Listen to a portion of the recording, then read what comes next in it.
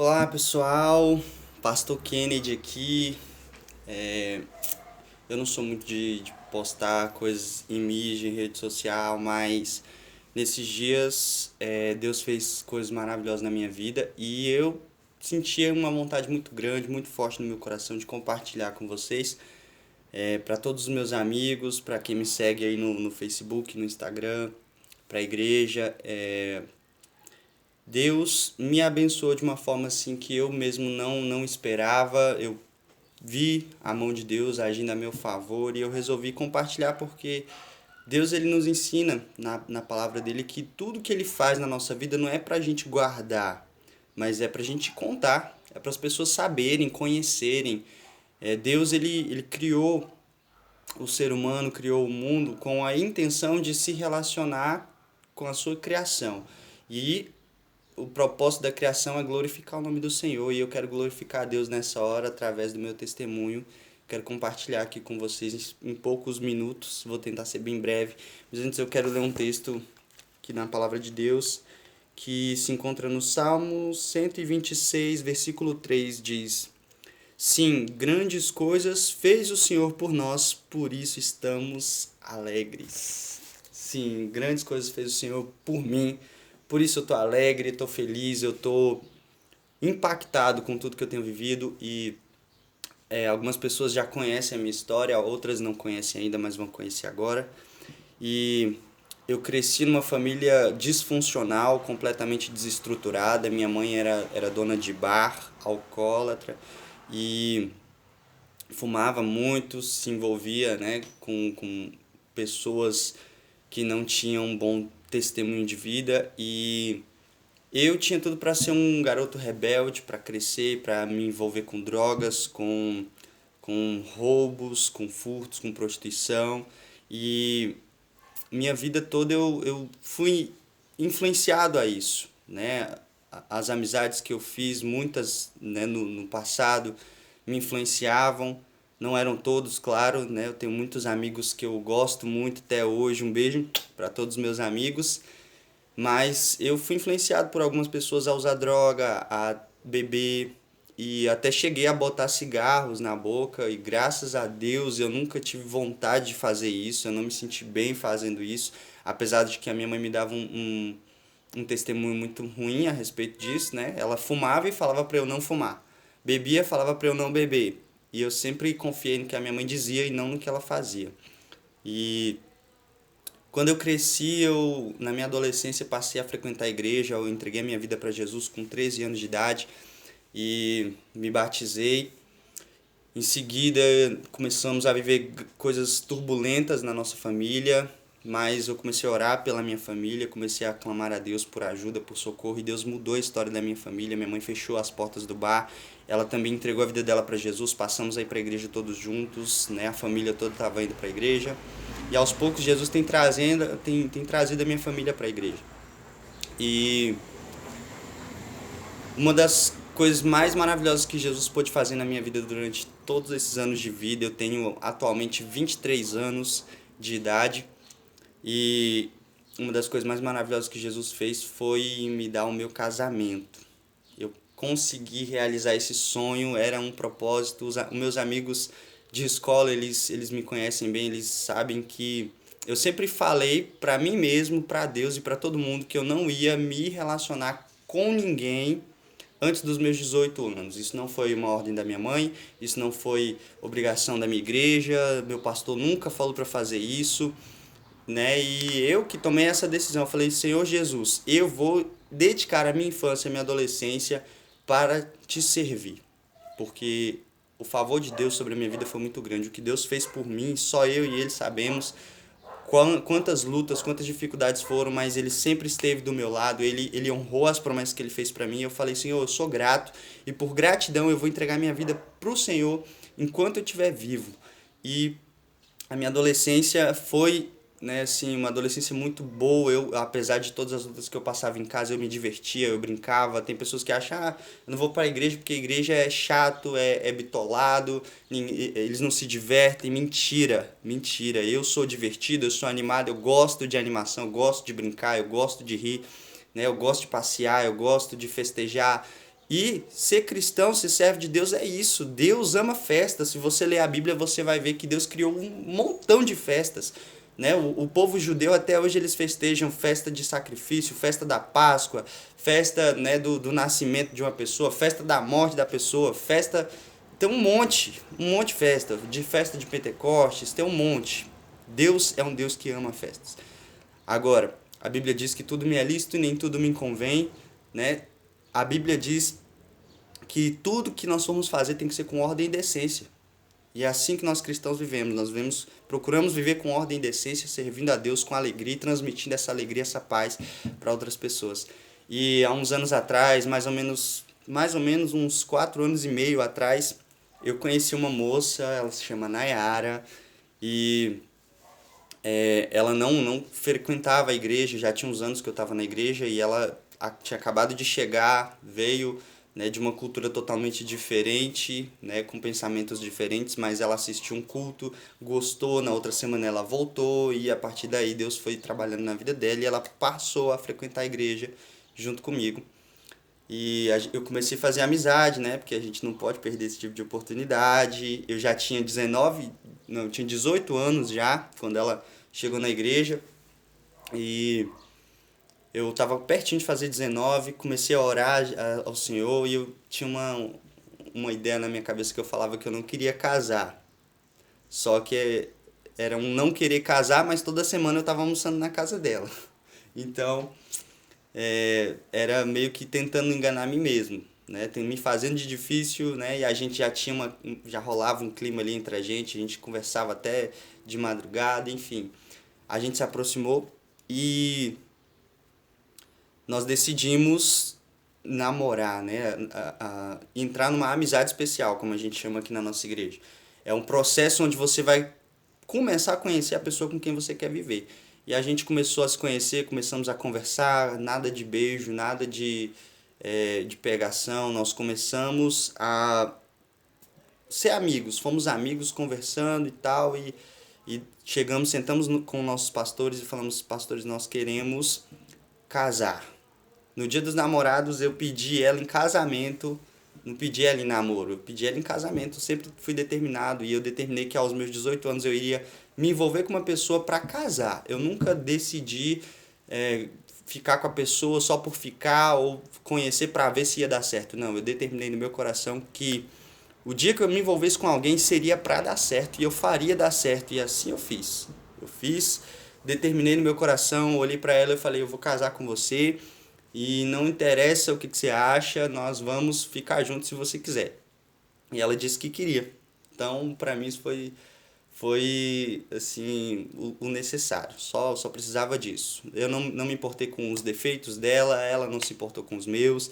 A gente sabe que todo mundo tem defeitos, todo casamento tem problemas, tem dificuldades, isso vai ter para sempre, mas o importante é você aprender a amar defeitos, porque se você ama os defeitos, fica fácil você aceitar as qualidades. E eu orei bastante para que Deus mudasse algumas coisas nela, né, que era necessário mudar. Também orei para que Deus mudasse o meu coração e alguns defeitos que eu tinha. E Deus foi mudando, Deus foi trabalhando. Até que chegou o momento em que nós resolvemos casar. E com 23 anos nós realizamos esse sonho. No dia 18 de novembro desse ano de 2021, nós fomos lá no cartório e assinamos, né, o documento do casamento, a nossa certidão de casamento, fizemos o nosso casamento civil e dia 21 de novembro nós realizamos o nosso casamento religioso. Nós fizemos uma festa, foi maravilhoso, foi lindo, foi perfeito, Deus preparou tudo, nós não gastamos muito, gastamos muito pouco, a igreja ajudou, os amigos ajudaram, né? Quero agradecer aqui todo mundo que ajudou a gente. Hoje eu estou aqui na minha casa, né? Que ainda por enquanto é de aluguel, mas nós temos praticamente todos os móveis, temos sofá, temos televisão, temos geladeira, temos armário, temos cama, temos a louça, né? Temos tudo, os talheres, nós temos tudo, graças a Deus, né? Deus nos abençoou, usou muitas pessoas para abençoar. E eu quero, diante disso, deixar um recado, né, para todo mundo que estiver assistindo esse vídeo aí, que talvez você esteja hoje vivendo uma vida pensando que não tem mais jeito para você, que você não vai mais conseguir ser feliz, né? Que para você já deu, 2021 foi né, um desastre, né? Você pensou que 2021 seria diferente de 2020 e foi pior. Não sei quais são seus pensamentos hoje, mas eu quero te dizer uma coisa. Existe um Deus e esse Deus está à disposição de todos que quiserem buscar Ele. Deus não vai te obrigar a fazer uma coisa que você não quer fazer, porque Deus não é carrasco, Deus é amor.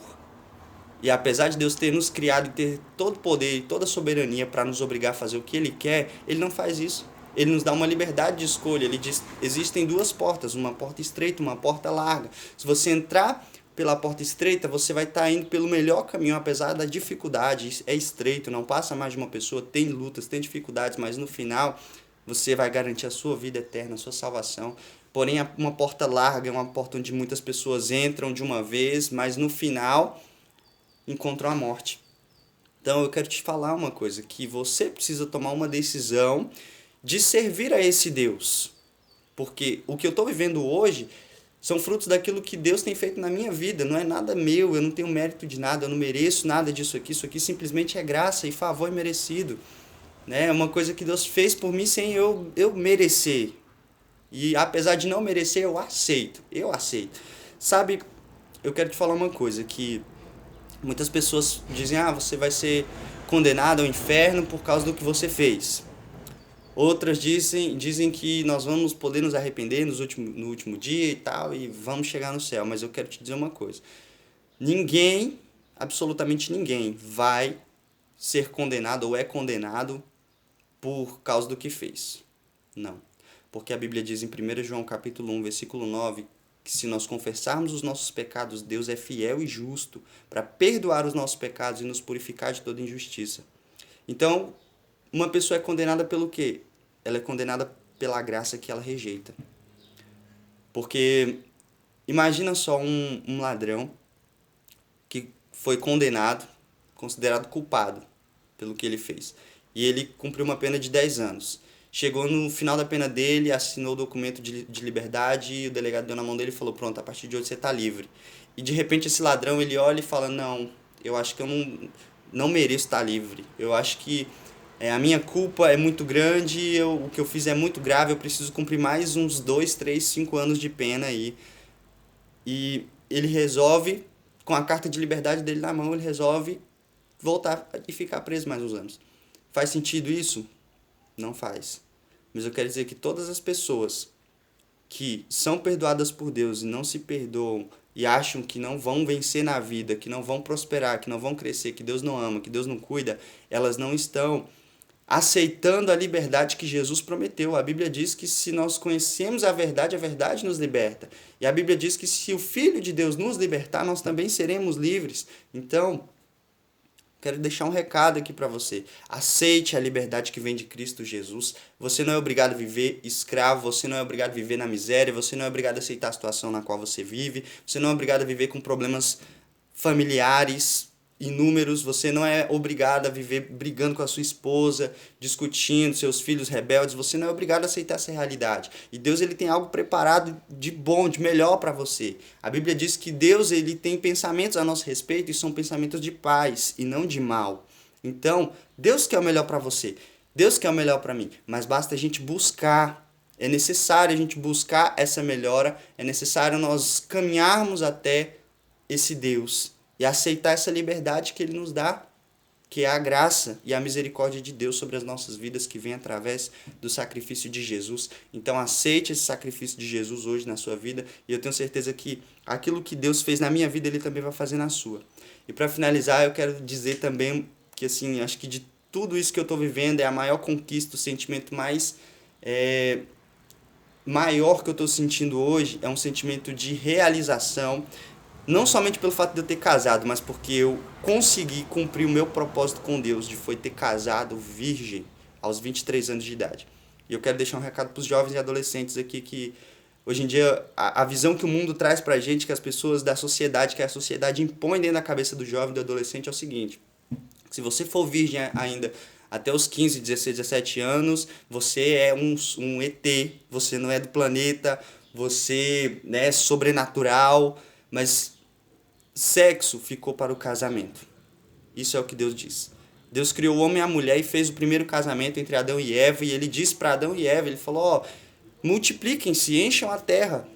O sexo é para o prazer matrimonial, não é para você ficar distribuindo seu corpo para todo mundo, não. Deus preparou uma mulher para um homem. Então, se você for fiel nisso, pode ter certeza que Deus, ele pode e ele vai derramar ricas bênçãos sobre a sua vida. Você vai ser mais feliz emocionalmente, você vai ser mais feliz nos seus relacionamentos, nos seus sentimentos, você vai ser uma pessoa mais realizada, você vai ter uma estima mais alta, não vai ter uma baixa estima. Então, eu tô aqui para dizer que é possível sim. Você não é obrigado aí pelo que as pessoas falam. Muitos dos meus amigos, né, aí nesse caso já não eram amigos, eram colegas. Os meus colegas chegaram para mim e falaram: "Por que você ainda é virgem? Tem um menino ali querendo ficar com você. Vai lá, ninguém vai ver. Tá na hora, você já tá na idade". Muitas coisas falaram para mim. E eu simplesmente deixei com que essas coisas entrassem por um ouvido e saíssem pelo outro, porque eu tinha um propósito, eu sempre soube o que era certo, o que era errado. E as pessoas que estavam ao meu redor queriam me influenciar, mas eu vou te falar que você não é influenciado pelo ambiente. Você escolhe se você quer ser influenciado ou não. Apesar de que tudo ao nosso redor tem uma certa influência, mas nós temos uma decisão a ser tomada. Você não é obrigado a fazer nada, pessoas não apontam arma na sua cabeça para falar que você é obrigado a fazer isso. Né? E se assim fizer, seja fiel nos seus valores. Não negocie seus valores. Não faça isso, sabe por quê? Porque você vai se arrepender. Então você precisa ter a sua opinião formada sobre o que é certo. Mas essa opinião tem que ser uma opinião correta, de acordo com aquilo que Deus preparou, com aquilo que Deus diz. Né? Então fica aqui o meu recado. É possível sim, um jovem, em pleno século XXI, casar jovem, e casar virgem aos 23 anos de idade. Eu louvo a Deus por isso. Tudo isso é graça de Deus, é misericórdia de Deus, né? E Deus tem me honrado, e eu tenho certeza que se você seguir esse conselho, né, Deus também vai fazer a mesma coisa na sua vida. Tudo é possível ao que crê e nada é impossível para Deus, né? Eu espero que esse vídeo ajude você, ajude seus amigos. Marca aqui nos comentários, deixa aqui, né, aquele amigo que você sabe que precisa ouvir isso, né? Comenta, compartilha esse vídeo para todo mundo. Me siga lá no meu Instagram, pr.kennedy, né? E vai lá, né? Curta as minhas publicações e eu espero que eu possa estar abençoando a vida de todos vocês que assistirem, né? E eu acredito que daqui para frente eu vou estar postando outros conteúdos aqui, tá bom? Deus abençoe a todos e um forte abraço.